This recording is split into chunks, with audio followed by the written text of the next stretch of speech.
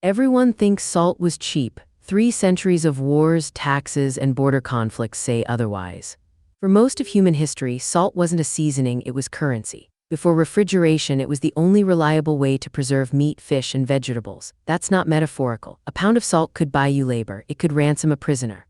Roman soldiers were literally paid in salt, the word salary comes from it. So when a government controlled salt, it controlled survival. Here's where the incentives get ugly. In medieval Europe, salt came from 2 places, coastal evaporation ponds and inland mines. Neither was abundant. Governments figured out they could tax every grain that moved. France taxed salt so brutally that by the 1700s, the the salt tax funded 5 to 10% of the crown's entire revenue. Smuggling became a cottage industry. Whole regions went broke. The math was simple: control salt, control money without raising a sword.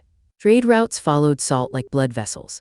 The Hanseatic League, a network of merchant guilds across northern Europe, built its entire empire on controlling salt distribution from the Baltic. The Venetians, they monopolized Mediterranean salt and got obscenely wealthy. Wars weren't always fought with armies, sometimes they were fought with tariffs and blockades. A rival city couldn't get salt, their meat rotted, their economy collapsed. Game over. Then came the salt mines of Poland and Bohemia. Suddenly, inland powers didn't need coastal access. They could extract wealth from their own territory. This shifted the entire geopolitical equation. Kingdoms that had been economically dependent on maritime neighbors suddenly had leverage. Salt wasn't just a commodity, it was a lever for rewriting who held power and why. By the Industrial Revolution, chemical processes meant you could manufacture salt synthetically.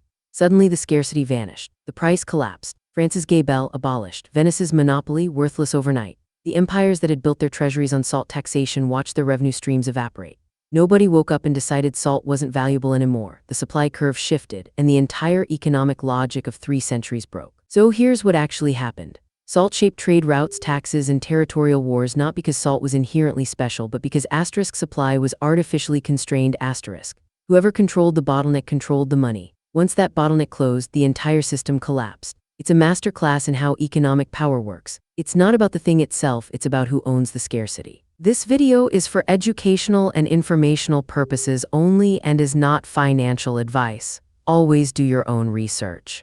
Subscribe to explore more hidden forces that rewrote nations, the geoeconomic stories nobody's taught you. This video is for educational and informational purposes only and is not financial advice. Always do your own research.